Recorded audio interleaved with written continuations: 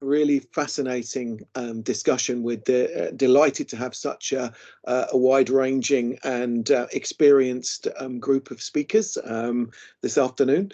So this webinar that you will know as you've tuned in to join us is entitled Meeting the Challenges of Accessing Carbon Finance for Modern Energy Cooking Projects. It's co-organised by ourselves at the Modern Energy Cooking Services Programme. We're a 7-year UK aid-funded programme looking at how we can promote transitions to modern energy cooking services effectively, and Climate Focus, who Hilda Galt joins us from.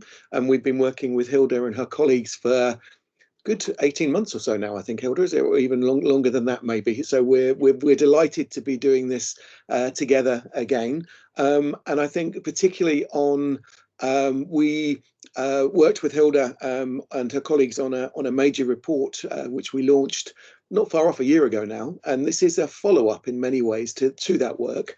I'll leave Hilda to explain how those kind of connect together and what she's going to be talking about in a moment. But to say, I think in more general terms, MECS has, ever since its inception, realised that the answer to the spread of more sustainable approaches to clean cooking is more than anything dependent on finding appropriate forms of finance to support the transition to low carbon, sustainable, modern approaches towards cooking. And we're delighted to have a really experienced panel to help us discuss that issue this afternoon. It's interesting. This is an issue that is being debated hotly at the moment. There were a number of announcements at COP last year, one of which was the formation of GECO, the Global Electric Cooking Coalition.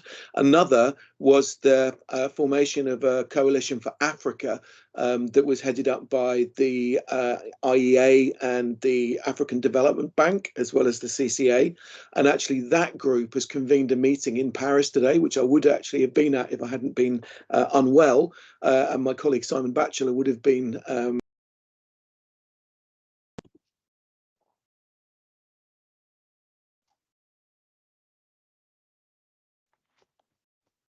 Ed, you're muted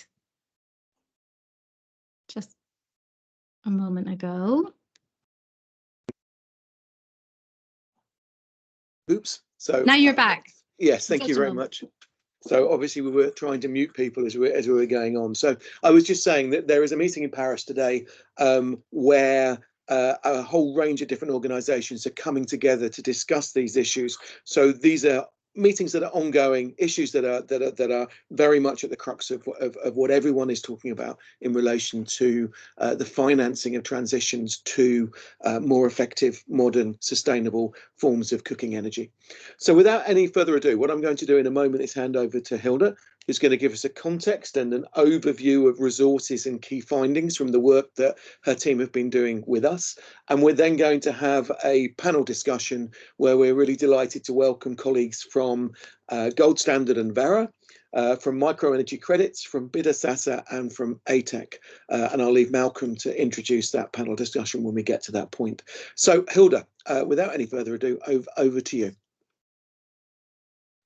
Thank you, Ed. Let me just share my screen, and thank you for setting us up so nicely with the introduction. So my role here is really to set us up for the panel discussions, who will be, and basically by giving you a short overview of what carbon finance for clean cooking is and what it looks like today. I will also give you an overview of the resources that we've developed to help you on your own carbon financing journey. So I'll start by giving you an overview of what carbon finance is, why it's important for the clean cooking sector, and then we're going to look at the pipeline for clean cooking today. So we're going to look at carbon credit issuances over time, what type of project types are in the pipeline today, and where are they located. And then I will go into some resources that we have developed for new project developers. And this session is really targeting those of you who are just starting out in your carbon journey. Now, I want to start with a sort of the need statement, the problem statement. And given our audience today, I am very much preaching to the choir with this slide. But the fact remains that almost half of the global population does not have access to modern energy cooking services. So there is a real need for finance. Now, the International Energy Agency estimates we need around $8 billion annually to achieve universal access to clean cooking. Over the past decade, only about 2% of that amount has actually been delivered. Carbon markets can help the clean cooking industry to scale. They can help to reduce investment costs. They can increase affordability of the technology for the customer, and they can help to facilitate faster company growth. But they are just one source of finance. And since carbon markets are used to generate carbon credits, then of course that type of finance comes with its own set of complexities. So it is really a niche type of climate finance. What that means is you will need a certain scale for it to be interesting for you. You need a strong internal management structure. You need the ability to track and trace stoves. You need the ability to monitor performance, etc. So it is not going to be a source of finance that is suitable for all companies and all contexts, but it is nevertheless important as a source of finance for clean cooking.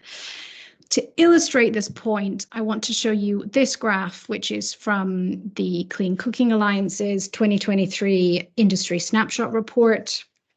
And this graph shows the capital that's been raised by clean cooking companies since 2014. And there are two things I want you to notice about this graph. So one is that the amount of capital raised by the clean cooking sector has really shot up in the past couple of years. But the other one is that over the last 3 years, most of that growth comes from companies that are either already benefiting from carbon finance, and that's the green bars here, or that are already seeking certification from carbon standards, and that's the orange the orange bars here. So basically, it's very clear that carbon finance, or at least the promise of the future delivery of it, has become increasingly important for attracting finance to the clean cooking sector, which is why we're here today, obviously.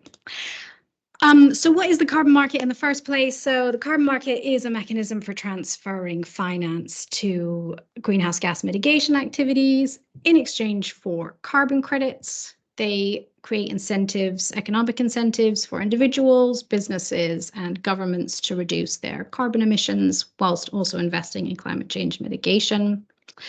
And carbon markets can generally be divided into two, I guess, buckets, you could call them. So one is the compliance market, and that is where governments set limits on the total emissions that are allowed from a given sector. And they allow those companies to use carbon credits to meet a portion of their emissions cap or limit. And then there is the voluntary carbon market, which you've probably heard most about, which allows companies to voluntarily choose to compensate for their own greenhouse gas emissions. So, without having any regulatory requirement to do that. And as the name suggests, the voluntary carbon market is driven, of course, by voluntary actions and company commitments that want to engage in environmental sustainability. And it's really the voluntary carbon market that has been key in driving finance to clean cooking. What is carbon finance? So it's a type of results-based finance that is delivered in exchange for a mitigation outcome, for a carbon credit, and it usually involves international transfers that are channeled again through voluntary or compliance markets. It is also a mechanism of transferring finance from high to low income countries, and it has been really key in getting private finance to climate change mitigation. And I will go into that a bit in a bit more in a moment. How do carbon markets work?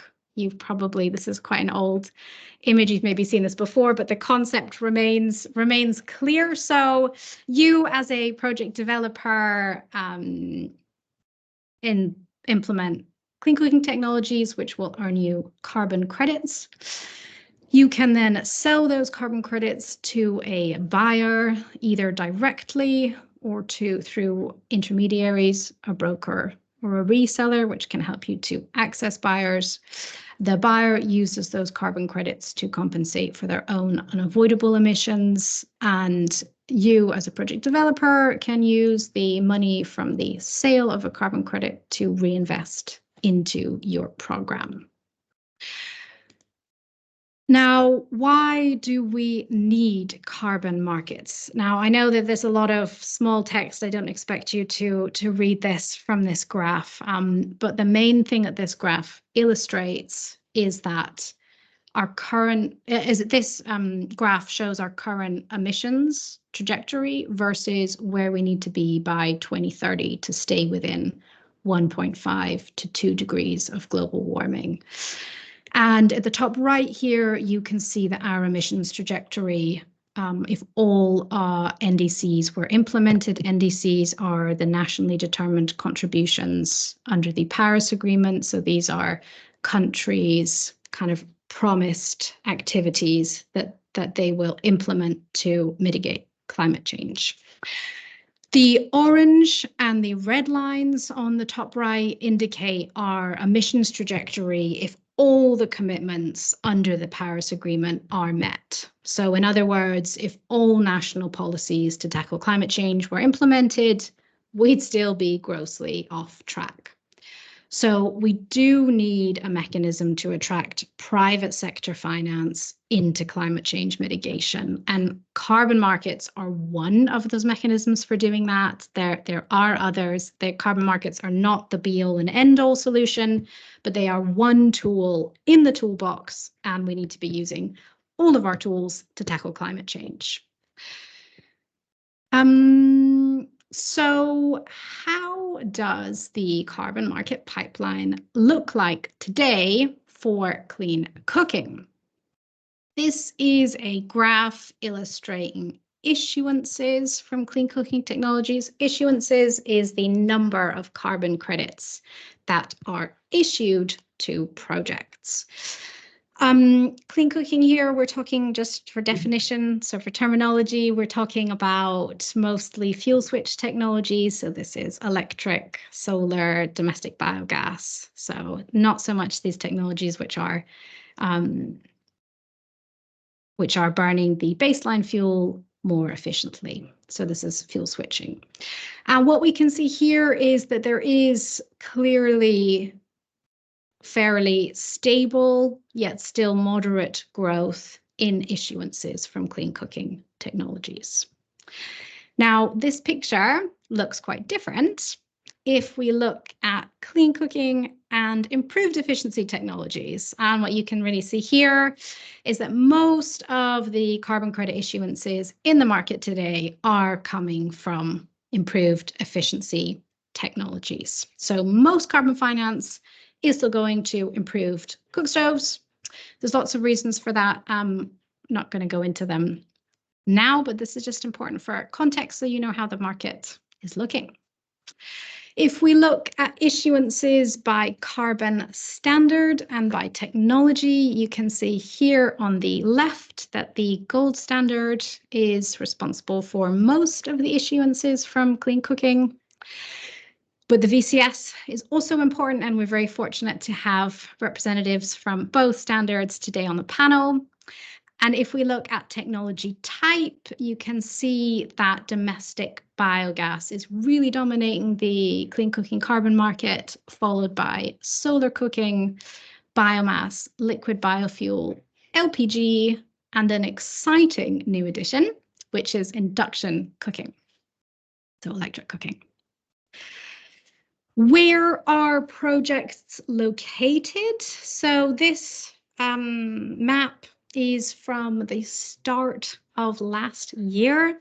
So the data is not 100% up to date, but what is interesting here is you can really see that just 5 countries are responsible for almost all the issuances from clean cooking.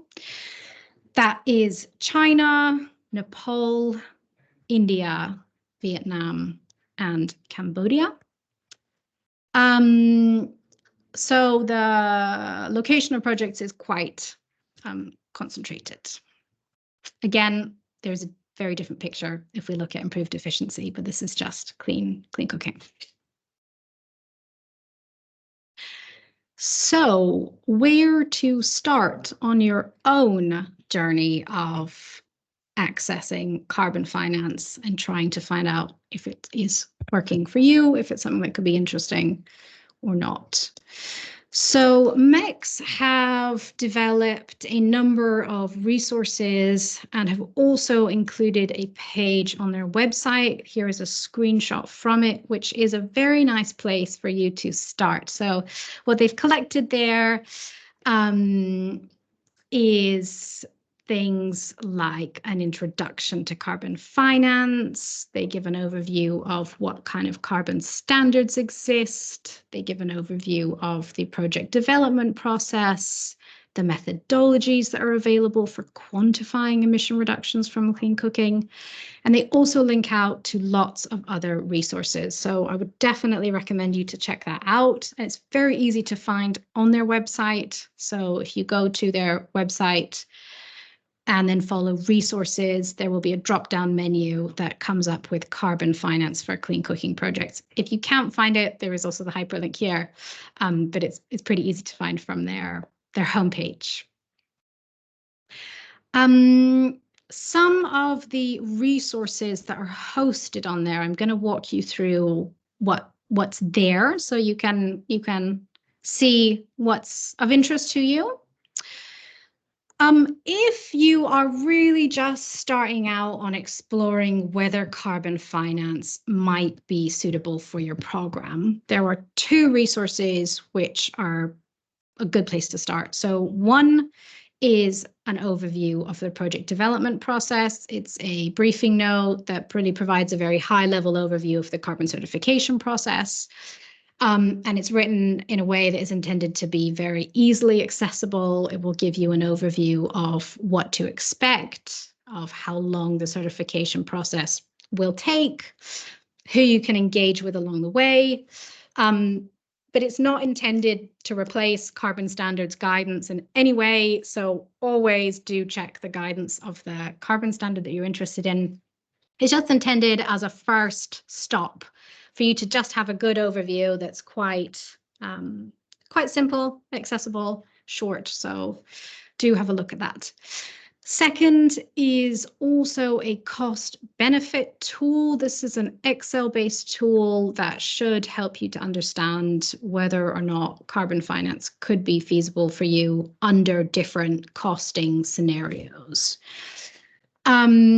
So what the cost benefit tool is designed for, it's there to allow you to estimate what your emission reduction potential could be. So how many carbon credits could you receive and what's likely carbon revenues that you could then expect for your program.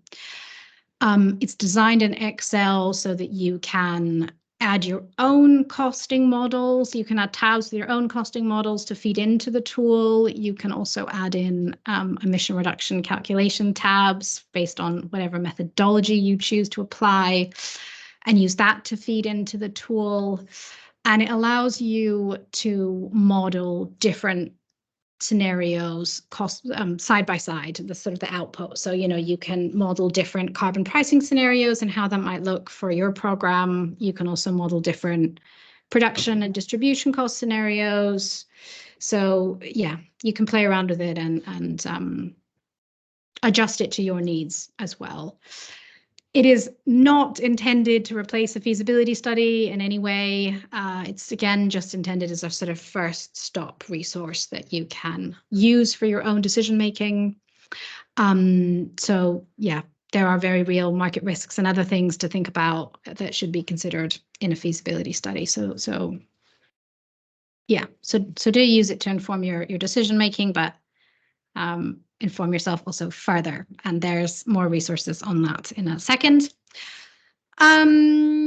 This is just an example of one of the outputs. So it shows you the cash flow. You will need to know your stove implementation rates. You'll need to know the emission reductions per stove estimated, and your operational costs, and it will give you your cash flows across the project's lifetime and your return on investment. Again, it's simple and it really focuses on the carbon finance aspect of it. So, it's there as a basis for that, and you can add on other elements that you need for your program. If you are exploring how you might engage in carbon markets and with whom, there are a further 2 resources which might be of interest for you. One looks at how different carbon credit structures can influence access to carbon finance. This is a briefing note which really outlines the different routes to market for monetizing your carbon credits, who you can engage with, how. So yeah, it's a good place to start for looking at how you can actually access buyers in the carbon market and what kind of arrangements you can organize to sell those carbon credits. The second one is an overview of service providers and buyers. So this gives you an overview of who you can engage with at different parts of the project cycle.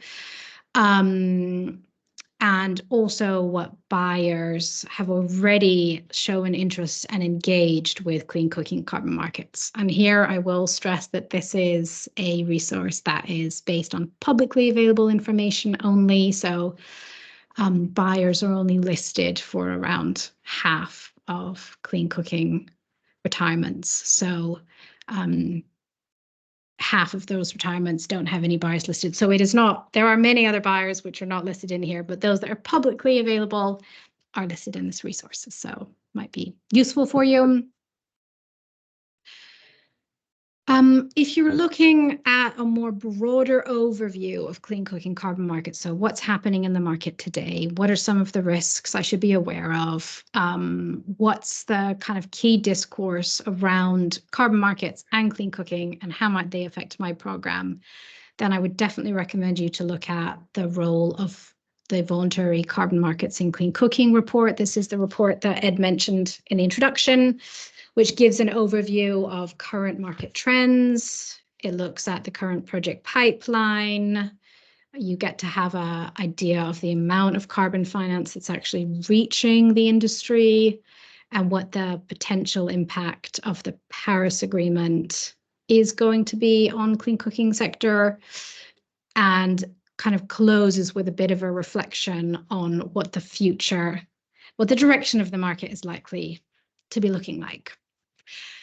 Then there is a final resource which looks at how programs are making SDG claims, which could be interesting for you because that's one of the key elements that attracts buyers to the clean cooking sector, is its ability not just to deliver climate mitigation benefits, but also to have real impacts on people's lives.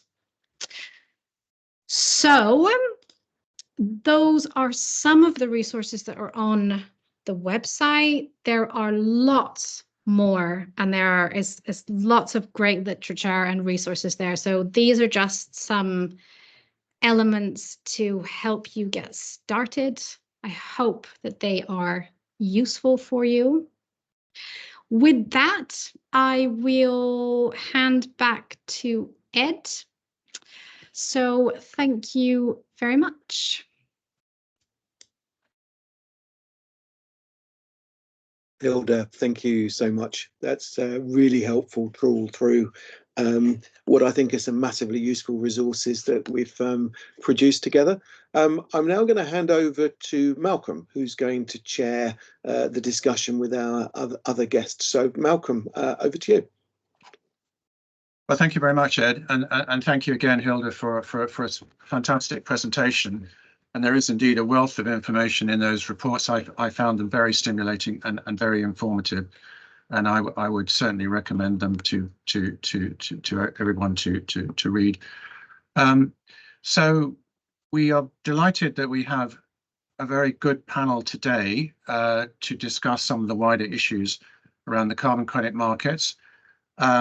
And what we wanted to do was to have representatives of both project developers and the carbon certification standards. So we have, from the standard side, we have, as Hilda mentioned, we have Kanav Sharma, who is the Manager of Industrial Innovation at VERRA, and Claire Willers, who's Senior Manager of Market Relations at Gold Standard. So delighted that we could have representatives, as Hilda mentioned, the two standards that matter when it comes to clean cooking projects.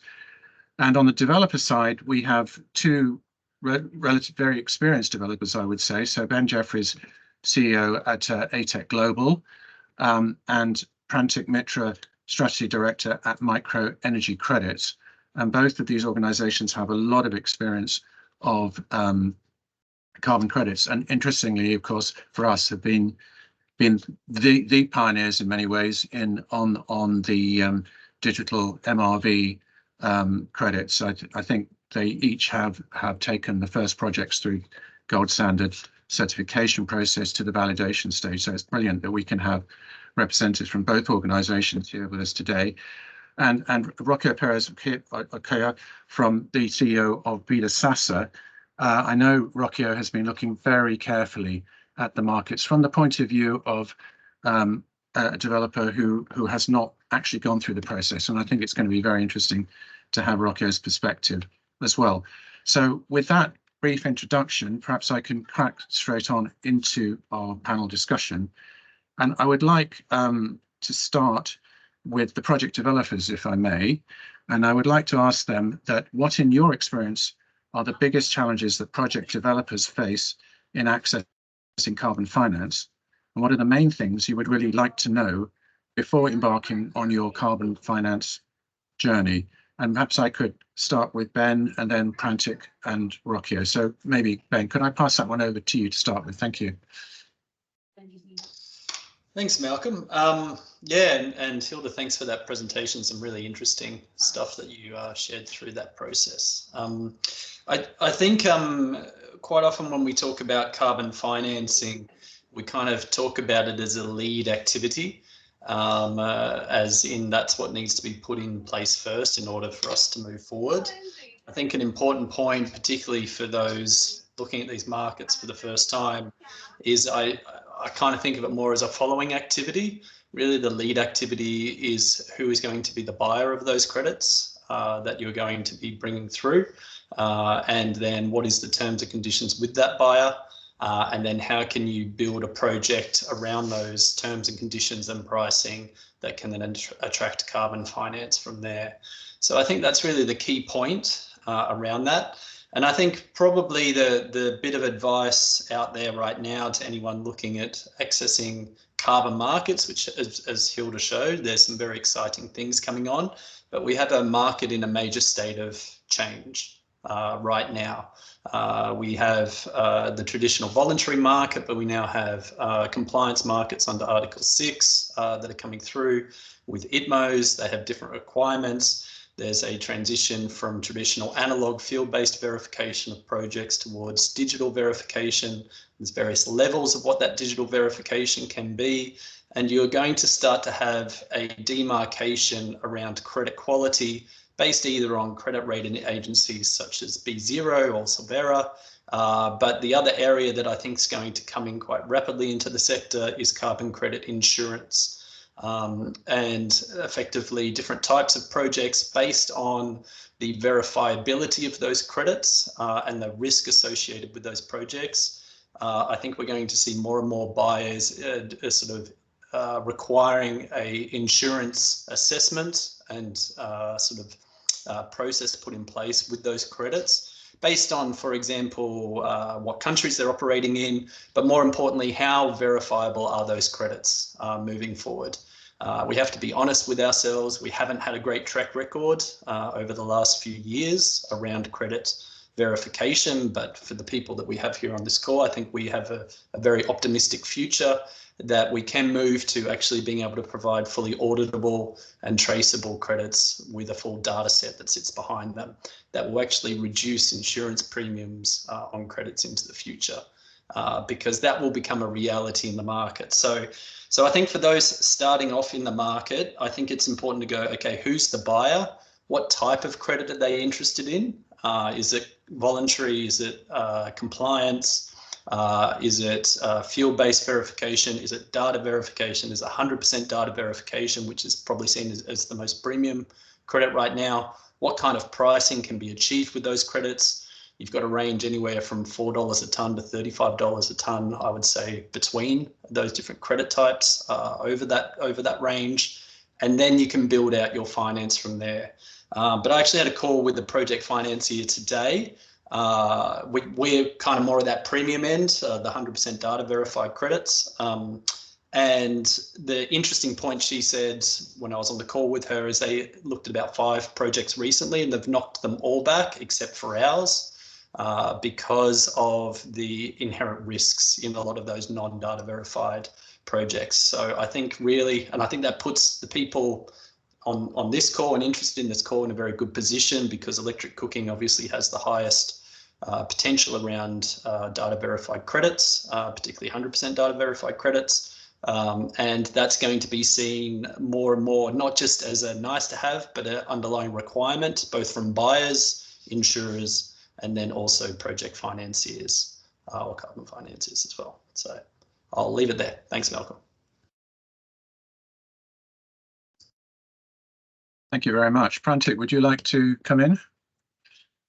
Yes, thank you, Malcolm. And great from Ben to start off on that note. And in terms of addressing the challenges, some of the challenges that the project developers would currently face is around the fear the buyers are having in terms of the reputational risks around the carbon projects. So addressing those challenges is critical, because now the criticisms of these carbon projects, especially the cook stoves, are happening beyond the standard. So they need these kind of criticisms. We are not ever saying that these criticisms should not happen. Carbon projects, the carbon market should always be evolving, always be striving to achieve better and better. Like Ben mentioned, 100% data verification, that's the gold standard of carbon credits.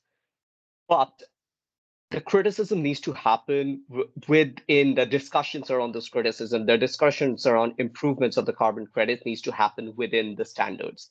Because if you are today, there is one university coming up with a certain amount of criteria, then there is another university and somebody else come up with a criteria. Where do you draw the line? Because as more and more of these criteria from different agencies are coming up, it's confusing the project developers what to follow. It's confusing the buyers on what canonical standard that they should be following to evaluate whether a project is a good project, whether a project is the best project out there in the market, or whether a project is something that they should be worried about.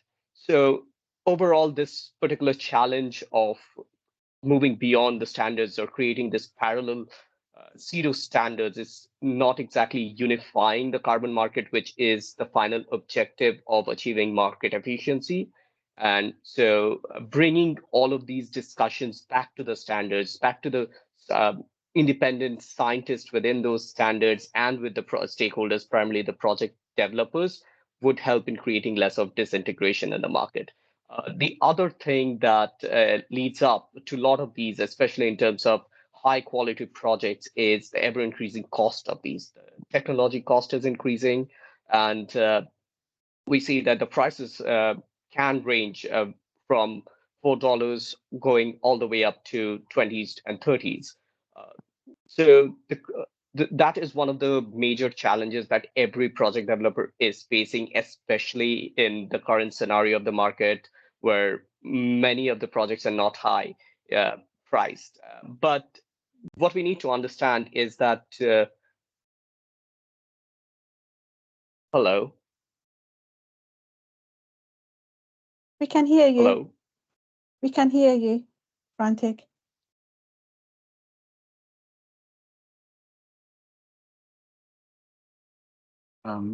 Has Prantic lost connection, perhaps? Hello. Yeah, it seems like. Hello. We can hear you, Prantic. Yeah, maybe I'll just turn off my camera for a bit. Maybe it's creating Okay. some disturbance. Yeah. So Cool. in terms of the pricing, what I really wanted to highlight is we need to understand where the pricing is going, because at the end of the day, it matters that who is benefiting for those pricing. And that brings me to Malcolm's other question on what project developers needs to know when they are going into that journey or beginning their journey of carbon finance. Is the first thing that they need to know is who are these customers? Who are the end users of these credits? What is their consumer choice? Are they given a choice to choose between a good product or a not so good product? And what co-benefits that these projects would add to the societies, the communities where they are creating the impact?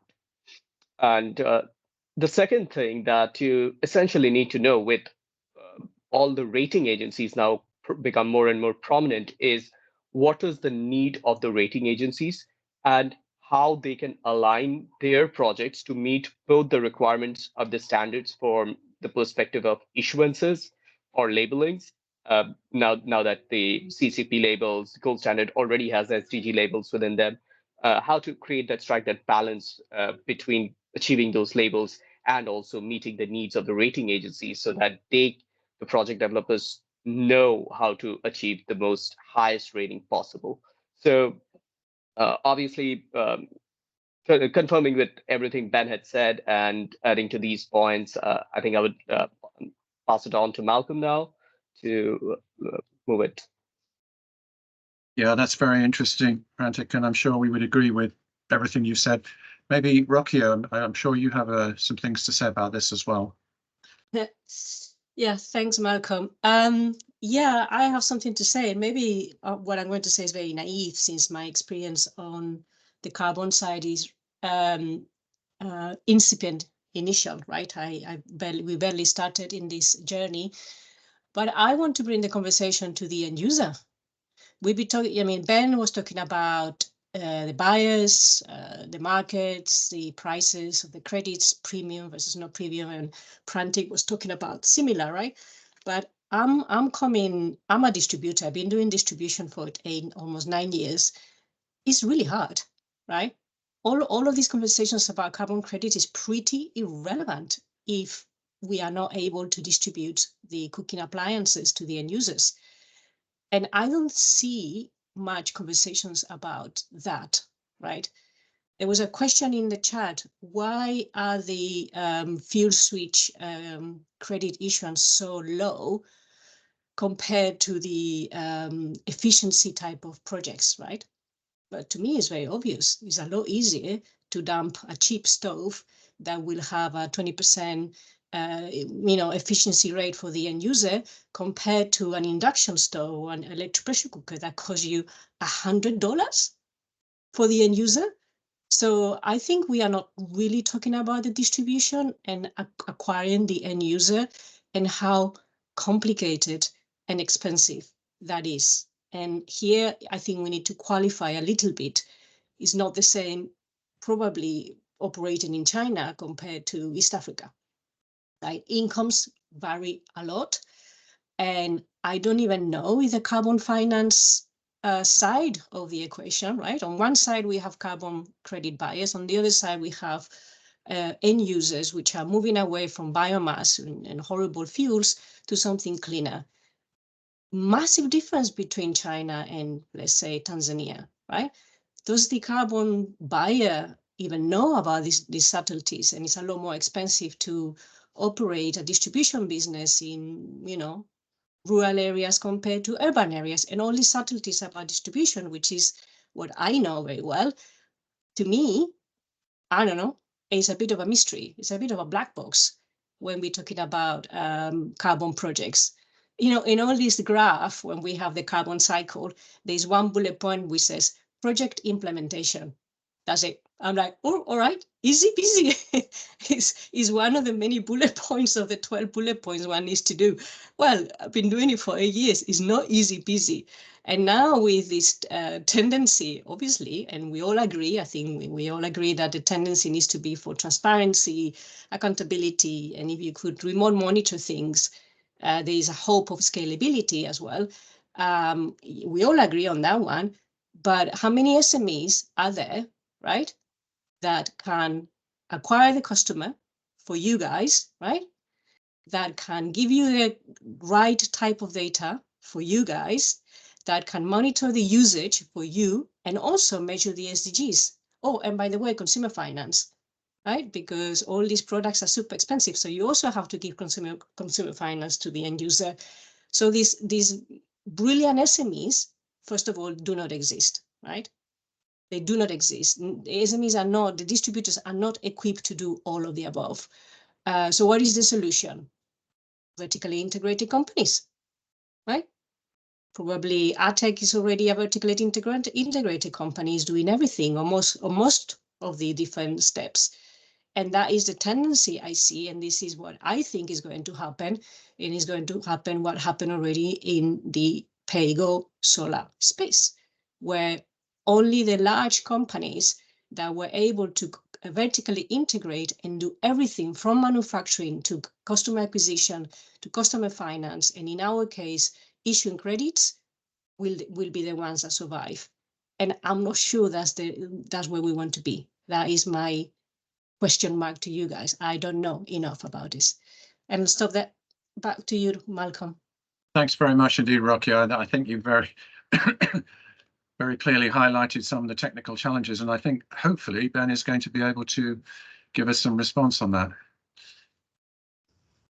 Yeah, I agree. All very, very good points. And I'd say I fully back up what Ruthia says, but even one step further, which is not just distribution in the new world of carbon credits, it's actually usage.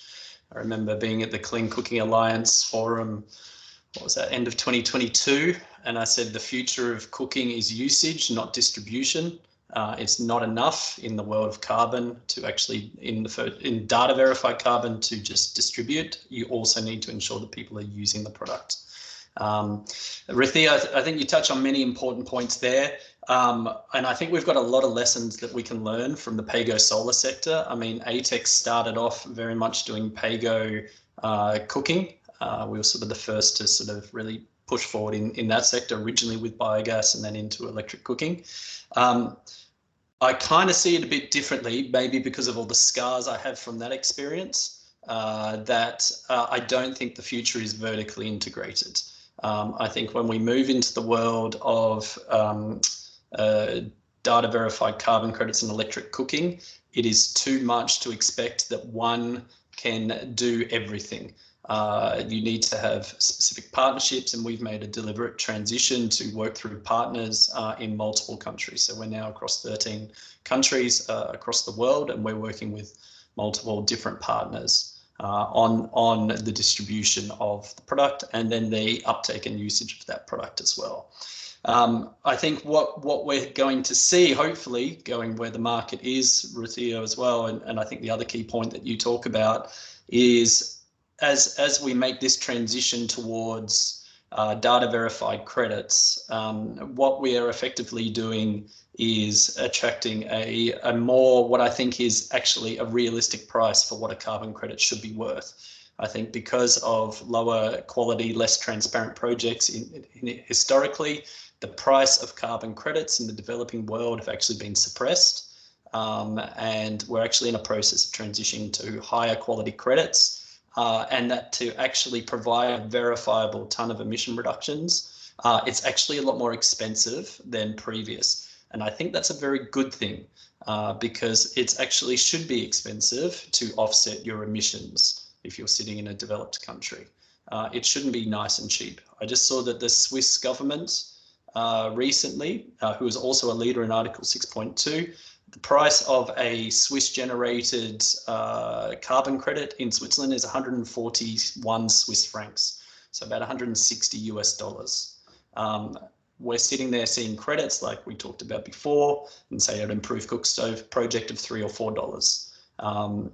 We're entering a world where those two markets are going to start to come together.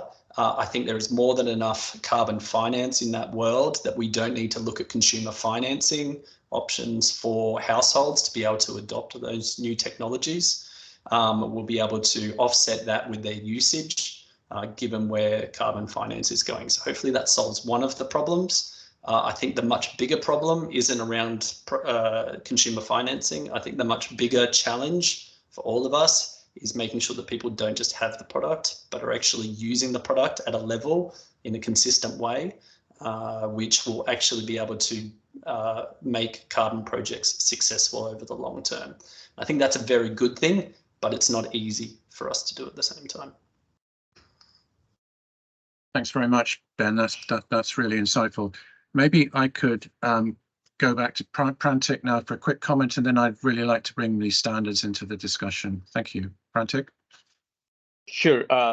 So just to answer the Rukia's point on the distribution and to agree with Ben's point on the usage, it is essential. How do we achieve that? Is by staying engaged with your end users. You need a continuous level of engagement because most of these end users are from really low-income populations where they do not have access to knowledge about carbon financing, use of clean energy to the level that we think should be. So staying engaged with them, making the consumer aware, and continuously developing their knowledge gap on the benefits of using the clean energy is essential. MicroEnergy Credits, the organization I've been with almost 5 years now, we have been doing this since 2007 by working with microfinance institutions to create that channel of consumer financing and then bridge the gap in funding through the carbon markets. So it's probably easier in countries like India or in African countries where such financing routes are available.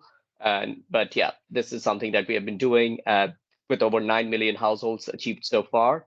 And yeah, I think those are some of the ways to ensure that the usage of these products are at the right directions and consumer behavior is the needle of the consumer behavior is tipped in the right direction.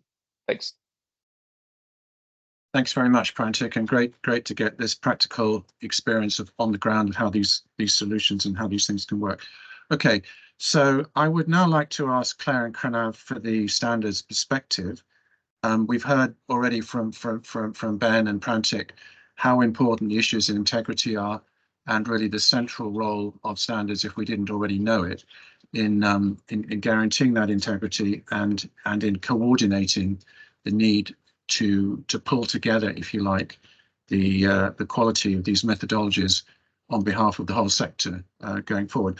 So perhaps I could ask Claire and then kind of for your perspective in terms of what are the common issues from your experience that you see project developers facing during the certification process, and how do you think project developers should gear themselves up and prepare for the challenges of going through your certification processes?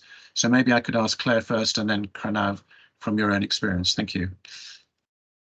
Thank you so much, Malcolm, and thank you for the opportunity here to speak. That was a really fascinating start to this conversation, to hear a project developer's perspective and to hear yours, Rocco, from being a newer project developer in the market and kind of how you take a stance at this.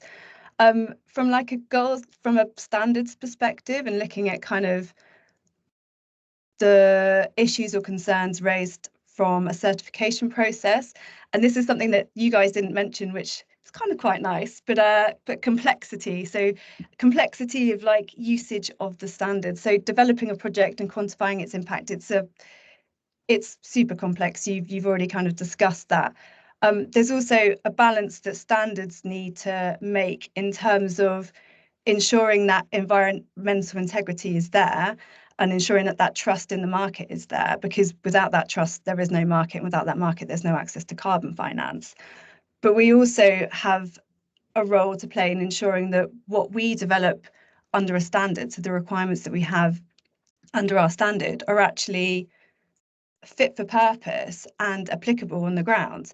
And so to get that balance right can be quite a complicated process. And we try, the way the gold standard approaches it, so we try to add in flexibility as and where we can, so project situations in different contexts, different countries, different areas, using different interventions can be applied, but still in a robust approach that is that enables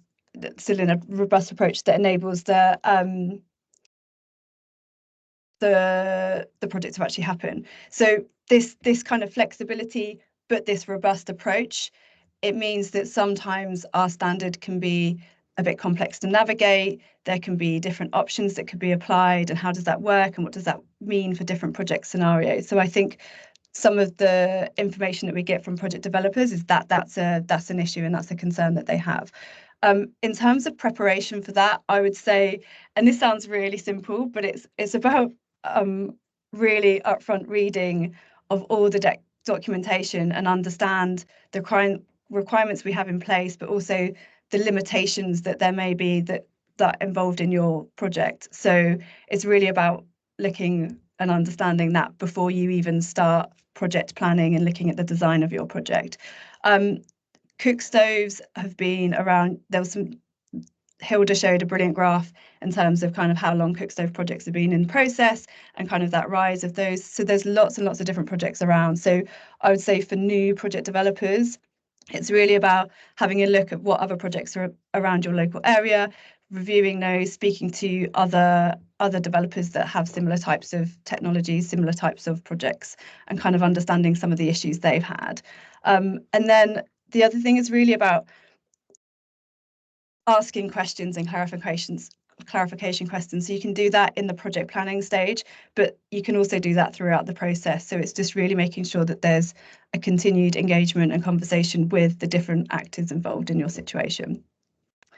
Another concern that we have sometimes from project developers is in terms of the timeliness of certification. So you have your project, you have it on the ground, you're implementing everything, you have to then go through and have that project has to meet those requirements, and it has to be verified, and has to be verified by a third party, and then under gold standard that verification has to be reviewed. And so there's lots of different market actors involved, there's lots of different organizations involved. This can cause time delays, or it can cause a lengthy process in terms of going through that verification. So how can new project developers kind of mitigate some of that? And we're in the standard, we're looking at ways to make our processes more efficient, ways that we can kind of simplify and make it more streamlined. But from a project developer perspective, I think it's really about ensuring the documentation is comprehensively filled out and there's no gaps, or there's no it's clear and it's understandable. And so if that's done, then the hope would be that there would be less requests for clarification, less calls for ongoing reviews, which would then reduce that timeline. Other things is to build delays into the timeline pipeline. So when you're planning your project and you have your timelines and you look through this, we have like indicators on how long different processes take, but just build in that there could be delays because of different situations and scenarios. So just make sure that that's built into any planning. And then it's just really about making sure that when you schedule your review, so make sure you schedule your reviews up front, but also make sure that that all the documents are submitted in time. So you there's a completeness check in terms of project submissions. So just making sure that all runs smoothly and you don't get your review bumped or postponed because documentation isn't there and in place. And then my final one, and this touches a lot in terms of what Ben was saying, and I think a lot of concerns we have or issues raised by project developers is like uncertainty in the market. I mean, there's a lot going on in the market at the moment. Negotiations are still ongoing with Article 6.2, Article 6.4. assessments under ICVCM and CORSIA are still ongoing. Like we're hoping that we might have some news on that at the end of this month, fingers crossed. And then you have the media criticisms that have been talked about, and kind of whether that impacts the appetite for demand and the appetite for buyers to purchase carbon credits. And you have on one side kind of markets that are more fragmented, but then on the other side you have compliance markets and the VCM becoming more blurred. And so all of this creates a lot of uncertainty, more risk. And so how do you kind of navigate that process? So, I mean, at Gold Standard, we follow and we contribute at a policy level. So we really try and think about understanding where the situation is and where the opportunities are. We also have applied to ICVCM, we've applied to CORSIA, and the idea is that we would apply to these types of schemes coming out in order to provide more option for project developers in terms of where and how they can sell their credits. We have a dedicated government engagement team now that's working with different countries and understanding what the processes are and what their plans are at a country level. And then we have open communications with our project developers in terms of what that means for their projects. And then I think our requirements are based on best practice. And so the idea behind that is that if project developers choose to use Gold Standard as a standard, but then want or need to move to other more compliance like a compliance scheme or a different country level scheme, then if you apply at a Gold Standard level, then that transition should be fairly easy because you should already have the parts that are important for any project in place for when you move over. So it helps provide that fungibility and again that optionality for project developers. So I'm going to stop there because I've just realised I've been talking for a long time. But that's kind of some of the feedback that we've received from project developers and kind of some of the ways we think that that can help. We would encourage you to help prepare for some of those issues. That's all really good stuff, Claire, and very, very practical lessons of experience going in there, I'm sure. Pranav, would you like to come in now and give your perspective from VERRA? Yeah, thanks, Malcolm. Hi, everyone. Let me just start off by thanking the organizers, MECS and Climate Focus, for inviting me. I'm glad to be here. So yeah, some really good feedback, some really good comments by the panel here. And I do agree with what Claire said, but I would like to add a little bit to that. So I think the biggest challenge that I see based on my experience with engaging with project developers and other key stakeholders in this area is the ever-changing regulatory environment. So they have a kind of struggling, I would say, keeping up with the latest regulations and standards methodologies. And it's kind of brought on by how in flux the market is right now, the cookstoves market, based on ever-changing scientific understanding, where we are with that. Launch of new technologies, this is something that Ben has mentioned, and also the criticism that's been levied against cookstove projects in the past year or so. So that has sort of prompted this change, a frantic or frequent change, to be honest, in the standard requirements and regulations. And methodologies, for example, are being revised more frequently. So we revised our version 1.1 of the VMR6 methodology. We revised it to version 1.2 last year. We are working on a consolidated cookstoves methodology at this point, and we hope to release that by Q3, Q4 of this year. So that's pretty frequent when you talk about releasing methodologies. Standards generally avoid that, but I think the market demands it, and with that we are responding to that. So it's about project developers keeping pace with these ever-changing regulatory environment.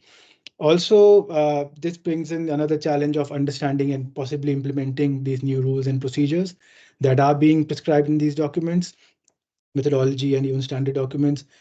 For example, we received a query on whether we can demonstrate baseline efficiency using WBTs or not.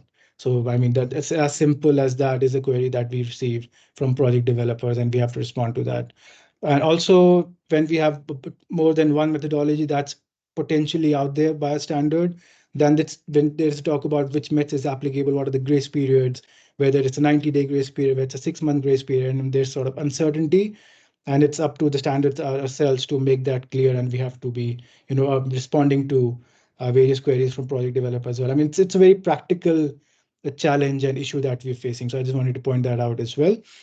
Also, I see, and this is what Claire mentioned, is the stretched project review timelines.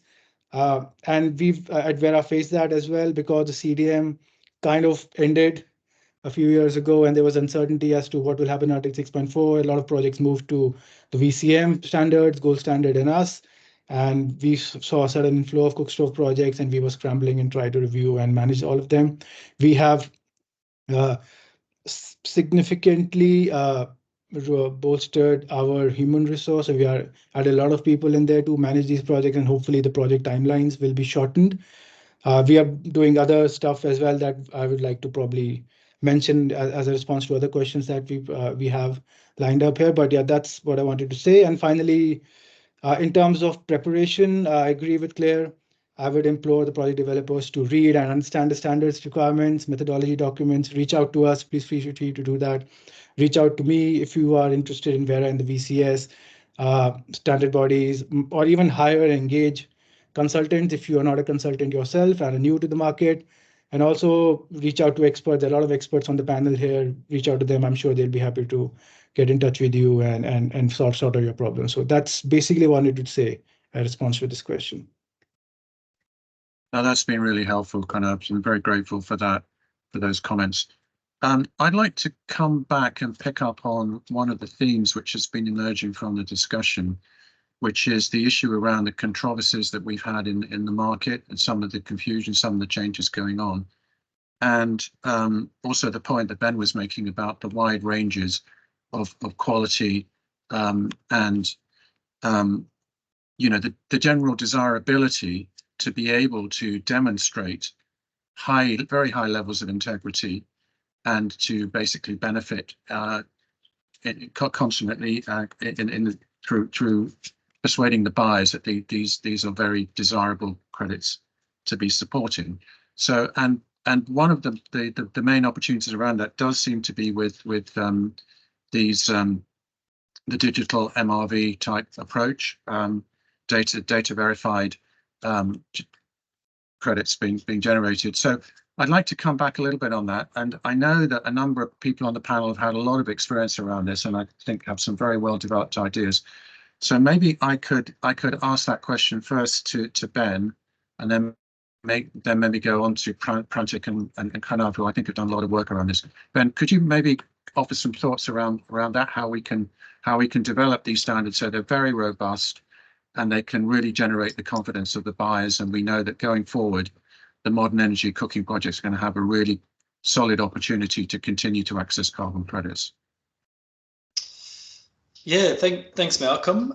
Some very interesting points raised so far, and I think this is really an interesting one. I can talk a little bit to our own experience first, which is when, we've been sort of building up this technology since 2019 to be able to do electric cooking and data verified credits on every device. And when we talk to people all the way up to probably 2022, everyone was kind of like, oh yeah, that sounds okay. Like, that'd be nice, but I'm not going to pay you any extra for that, basically was the message for a long time. And we had said for a while, we're like, well, we have some concerns out there in the market that, a lot of those credits that are currently being processed, there's potentially over-crediting occurring in the market, and this resolves that problem. And people very much agreed that it was potentially a risk. There was just no pricing associated with that. That began to change at the start of 2023, first with the nature-based solution work that came out, and then followed on with the first published of the Berkeley report, which was then peer-reviewed and republished in January or early February, I think it was, that it was then put out there. What we've now seen is a pretty wide gap between data verified credits and non-data verified credits. So I think the Platts household index device is currently sitting around $4 or $5 per tonne. Most of the conversations we're having for 100% DMRV credits are ranging from sort of minimum, this is on over-the-counter pricing, minimum $18 up to $35 a tonne. So sort of in line with sort of higher quality nature-based solution projects or like reforestation projects or blue carbon, etc. So we're really starting to see that pricing out there. I think probably the gap we have at the moment from a methodological perspective, and just referring to the one that we currently have, I believe, Pranav, we have some stuff happening with VERRA as well, but the one I'm aware at the moment is with gold standard, the meter methodology. Is there's still a sort of lack of clarity excuse me, out there in the buyer market around the prevalence of metering or verification on those credits that is allowable under that methodology. So I think what's happened in very recent times, which is a very good thing, is that multiple parties, including Berkeley, have come out basically strongly in support of the meter methodology as the best-in-class methodology. Which I think is a good thing. However, there's still a few points within that methodology to allow quite a large variation in sampling, anywhere from 100% all the way down to 0.32%, and that all being currently permissible within the methodology. And I think that makes it really hard for buyers to understand. I think most buyers are under the assumption the meter methodology is 100% data verified credits, but there is an allowance currently for sampling. So I think that's probably one area that's creating a little bit of confusion out there in the market. Sampling is allowed under other methodologies as well. So I think there's other methodologies that can take that. But I think we've kind of, I think this group here, we're lucky in that we're in the one part of the market where price is appreciating. But if we don't do the best that we can to ensure the verifiability of those credits, I think we run the risk of those credits being quickly devalued back to the trend that we're seeing in other credits. Thanks, Ben. Prantik or Pranav, do you want to come in on that? Because I know you've been doing some work around this as well. Yeah, sure. And yes, the digital MRV process is certainly the way forward. It kind of creates that silver bullet. But what we really need to understand is, are there enough people who are willing to pay premiums for those credits? Like Ben was mentioning, he was facing these trouble back in 2019, 2020, because people were not saying they were not willing to pay the premium. Now, what the main purpose and the narrative around here should be that the purpose of these carbon credits is to meet the gap between what people's willingness to pay for a clean energy product and the cost of that product. And the carbon funding should gap that. The more the gap, the cost of mitigation should go up. And it really depends on, in terms of the digitization, digital monitoring, it really depends on what is your source data. Because at the end of the day, all these digital methods, the data that you're coming from is what they're reliant on.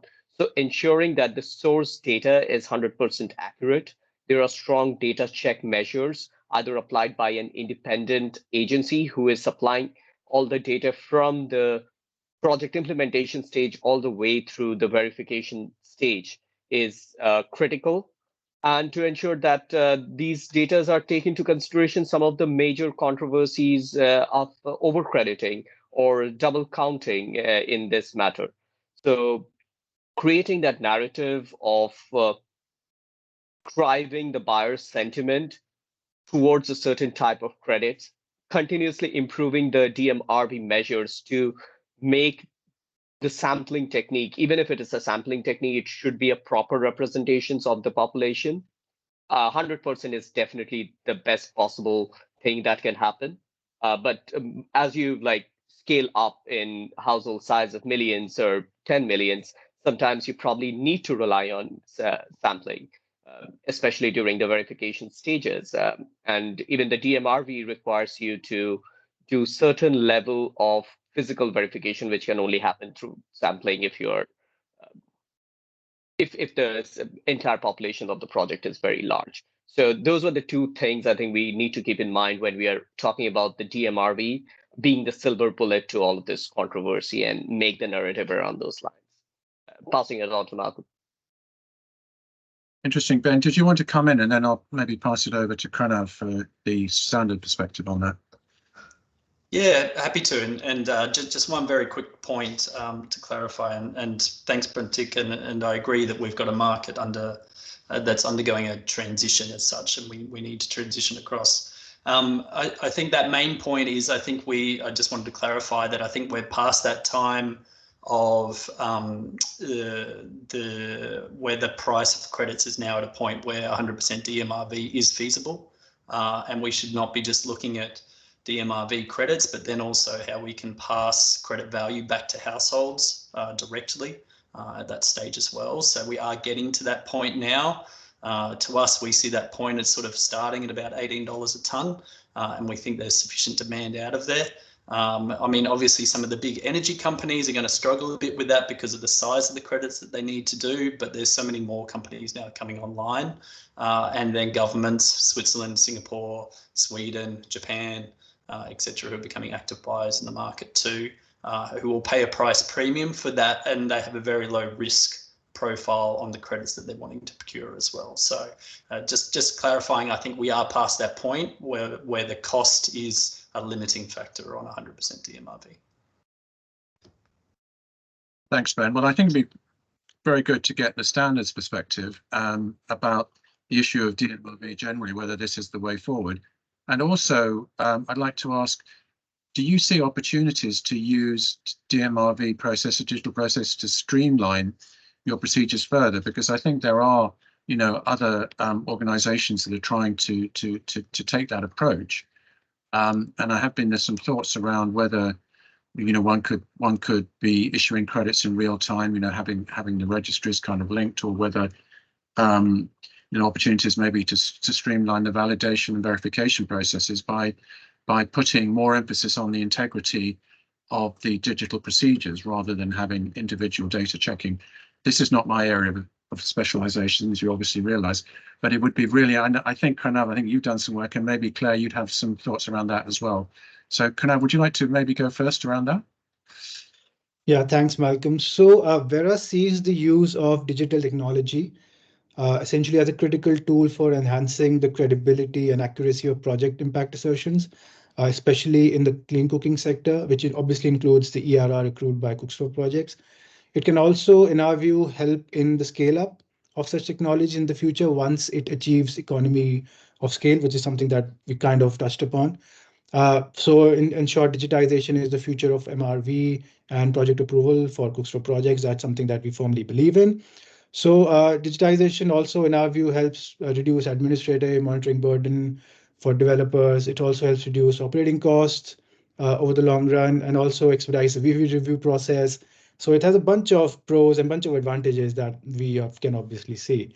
So in terms of what VERRA is doing, so VERRA has introduced digital technology and direct measurement approaches in the cookstove methodology, the consolidated one that I referred to, which is under development. We received widespread endorsement from stakeholders during the reset consultation process for our methodology. So this obviously includes technologies like stove usage monitors, fuel sensors, meters, all sort of meters, etc. We also aim to provide more guidance on the use of such technologies and approaches in this particular methodology, like monitoring and sampling requirements, which was something Prantik referred to, essentially to make things more convenient for project developers in terms of the adoption and implementation of these technologies. The need for this was felt based on the feedback we got from the project developers. So we are going to do this. So please watch that space. Also, we see this will obviously be a working document principally. So we will keep on refining our requirements related to this and do that as and when needed. Last but not least, we still think there are some challenges related to the adoption of such technologies, which kind of were highlighted here, like high cost, non-familiarity, lack of awareness in some circles, lack of technical expertise to implement them. So in my view, and probably in VERRA's view as well, it's too soon to say if it will be the main route for certification of carbon credits, at least for a while for cookstove project, but it's certainly possible if all of these challenges are overcome, and I hope they are, and this is something that Ben and Prantik and others are working on. So yeah, that's my 2 cents on this. Claire, do you have some ideas on that? Yeah, so I mean, we're at Gold Stand, we're in agreement, like digitalization is important. It can improve the quality of the kind of data process part of it. It reduces the burden on MRV. It's likely to be the future. However, we've received a lot of feedback in terms of, you know, reliability of technologies, the cost of applying these types of interventions, the lack of infrastructure in some of the areas, regions, countries that these interventions are going to be need to be distributed. So, and usage. So the point that you raised, Ben, about usage of this. So I think it is important, but it will take a little bit of time, and it does need to have kind of like a hybrid step-by-step process, which is why there's still sampling in methodologies. That's why there's still other things considered, because we can't just go from one area to the next in one giant leap and think about how we leave, or think about, make sure that we don't leave any projects behind. I also, we're talking about like quality of projects as well, and I think data is a really important part, right? And we need to make sure that that data is there. But I also think about some projects, the quality of a project isn't necessarily just on that data part. So you can have some projects that may not have access to metered, to kind of more advanced technologies like metered cook stoves. They're still brilliant projects. So it's very, I think it's say like high quality, low quality. I don't think it's so simple. Like anything in the carbon market, it's nothing so black and white. And so it's like really about considering like what other parts of the project are also important, and where can you drive finance into these types of initiatives based on those. So another thing that we're working on at Gold Standard is we've digitalized our SDG impact tool. So obviously Gold Standard is there for climate security, but a key part of our standard is ensuring that the sustainable development goes alongside that. And so with our SDG impact tool, it's now, from a project developer perspective, you can input your data, you can add your indicators, so your monitoring indicators, you can pull that, extrapolate that into monitoring reports that can be dropped into your different documentation, so it saves time. You can also use it to check and qualify your safeguarding assessment. And then you can kind of, the next phase of this will be able to export that data and use it to promote your projects and things like that. So I think, so digitalizing is the way forward. I think it will take some time, but I think all of us, VERRA, ourselves, lots of other solutions in the market are kind of on that process to kind of moving that way forward. And I have one final thing, because digital MRV is our kind of, we have a technical working group that worked on kind of what a framework for digital MRV would look like for Gold Standard. So what solutions, what kind of criteria or requirements do solutions need to have in order to kind of fit under a Gold Standard, or to be approved under a Gold Standard system in terms of digital MRV. And so that is due to be announced and released very, very soon. And then piloting on those digital MRV solutions will happen from Q2, which is good news all around, especially for you, Ben, hopefully. Well, that all sounds really exciting. And I think one of the key takeaways I'm getting from this discussion is that it's really important to have this kind of dialogue between the standards and the practitioners, so that we can, you know, collaboratively put together something which really works in practice and which can really have the confidence of the sector going forward. So one very quick question to wrap up with, and then I'd like to pass it back to Ed for a very quick wrap up. So we have generated these resources. Thanks very much to Climate Care and Hilda for preparing a large part of that. We also did a technical report around the technical requirements, particularly around using digital methodologies. We're obviously doing a lot of work around the SDG type co-benefit impacts as well, a lot going on. But any sort of final comments about, you know, particularly from the developers, I guess, where they would like to have more information, or where they or where they see, or perhaps from the standards, on where we should be helping disseminate information or introduce tools that would help. I think Prantik, you'd like to come in there on that. Yeah, sure. And I think the existing resources are great, detailed. It's technically very sound, and there is something for everyone. It's comprehensive to somebody who's just trying to get into the carbon projects market, and looking into these resources can help them understand and take them through the process and journey. What I would definitely like to see more is on data, and this is probably data is something of soft side for me because it's often on the hindsight to get the right amount of source data on the project implementation side. So working on what should be the carbon data approaches, what are the best practices that project developers should follow, can have a decent impact on a lot of these projects which does not have the DMRD measures yet.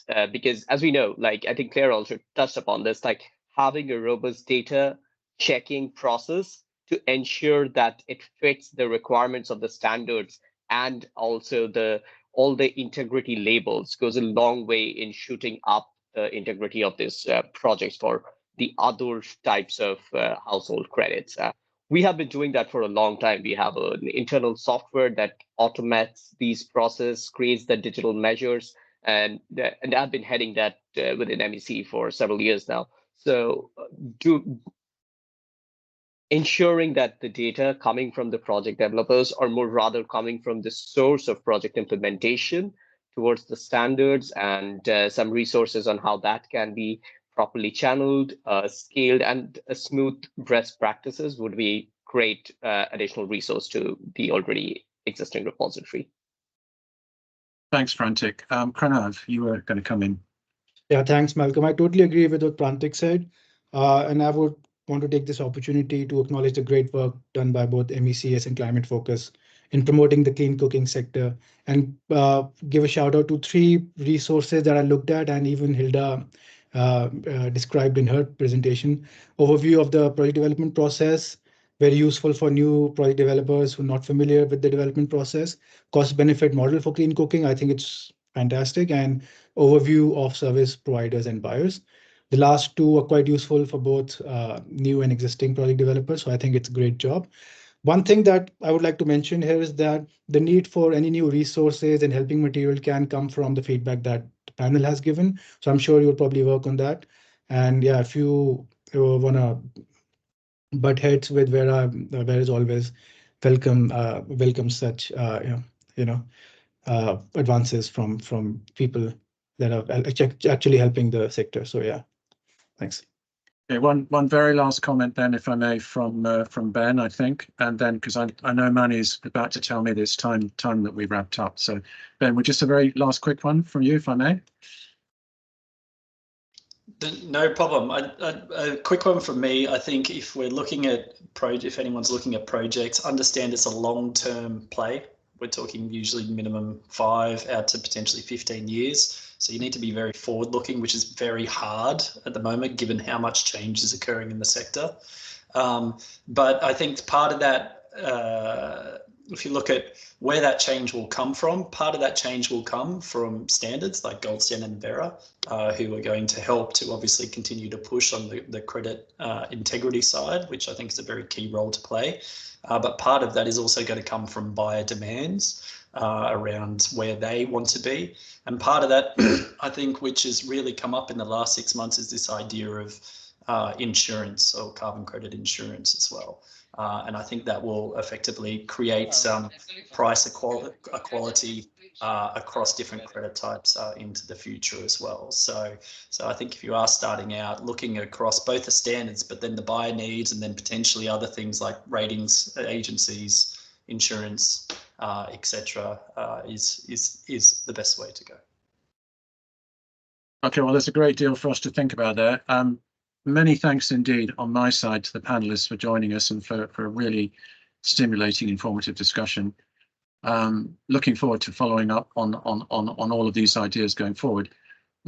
Maybe I can now pass it back to Mani and to Ed to wrap the session up. Thank you. Thanks, Malcolm, and thanks everyone for this brilliant session. all I just wanted to mention that there was a couple of questions in the chat. In particular, there was one addressed to Claire that you've kindly addressed. Thank you so much. And there was one to Ben. But obviously, if you don't have the chance to answer now, maybe Ben can contact, I think the person who asked the question was Albay. And the question was particularly to Ben. So yeah, that's all I wanted to say. Thank you. Manny, can you forward the question and Albay's details to Ben so that he can get access to it, if you're able to do that, please? I try my best. I can get the question copied in, and then hopefully I can find Albay's email address. Okay, yeah, that's thank brilliant. you. Thank you. Thank you very much, and thank you again to all of our speakers, both to Hilda for her brilliant presentation at the beginning, and then for the really rich discussion that we've had, I think, from our panel. I always think with with online events, one of the things that's missing from online events is the opportunity to give a round of applause, and we can't do that now beyond simply kind of reacting on the reaction things. But at least if we can kind of show our appreciation like that, it's something that's yeah, that's great. That's really good to see. I think for me, one of the big take homes from this, beyond simply the availability now of the brilliant resources that have been brought together on the MECS website, which I hope everyone will go off and have a look at, and feedback to us as well, please, if there's things that you want to see on there that aren't there, or if there are thoughts about the items that are there, then we would love to hear from you and hear ways in which we can improve it still further. But to Hilda and her team, and indeed our team, for bringing all of that information together, I think it's a really useful resource. I think the second thing is that what's clear through all of the discussion that we've had today is that this is a massively transitional sector, in that the carbon market for clean cooking has been around for some considerable time, but what we are seeing now is a sector that is changing, as I think the opportunities for a whole range of new technical responses to the challenge of clean cooking are becoming apparent, and also technical changes in terms of what we can do around verification. So I think all of those aspects together mean that we are in a very difficult position for developers, for organisations like VERRA and Gold Standard, in terms of the ability to verify the carbon savings. So I think from that perspective, we are learning together as we go through this process, and I'm really encouraged, I think, to see everyone coming together and looking for these kinds of solutions. So these kinds of discussions and debates, I think, are really important. So I'm really pleased to see the level of conversation that we've had here, and hope to see that continue as we can bring together the community as we go forward. I think because it's clear that for there to be a real solution to the global clean cooking challenge, carbon finance is going to be an important component of it. And in order for it to play that important role, then it needs to be verifiable, and there needs to be integrity in the system. And I think, as Ben said, we have to pay for that level of verification and integrity, and that is something that's beginning to happen. And but it is taking time. I think the final thing that I wanted to say, and I don't intend to say a lot here, but I wanted us to go back to Rocchio's points, because I think Rocchio didn't get as much of a bite at the cherry in some ways. But I think the point around what is this future industry going to look like, and are we talking about larger vertically integrated companies being the future of the sector? And if so, what does that mean for organisations like Rocchio's that work with people right at the very ends, as it were, of the whole process? So I think that's a really important point. I don't think we've really properly unpicked it in this discussion. Maybe it's something that we can unpick further as we go through. But I think it's interesting as well that there are some emerging approaches as Ben knows from the project that he has with the Fair Climate Fund, which also look at, are we actually getting the resources from carbon right into the hands of those that need it at the local level? And the ability to do that through the digital systems that we have that can direct payments to those individuals and so on is another important component of the digital transition. So I think, yeah, let's celebrate the things that we have done and celebrate the things that we've been able to talk around here, but also roll up our sleeves, to see quickly, in terms of knowing that there is an awful lot to do, an awful lot to be done, but that we are only going to achieve the success that we all want to see by working together in the way that we've been talking about in this session. So thank you once again to all of the speakers, and also to everyone that's joined us online. We will do more of these kinds of events as we go forward, so do please join us again. But for the moment, take care, and thank you again to everyone for speaking and to everyone for joining us. Thank you very much. Thanks, Ed. Thank you. Thanks, everyone. Thank you. Thanks, bye. Thank you. Bye. Thanks all. Bye. Thank you. Bye-bye. Bye, Thanks. everyone. Bye, everyone. Thanks a lot.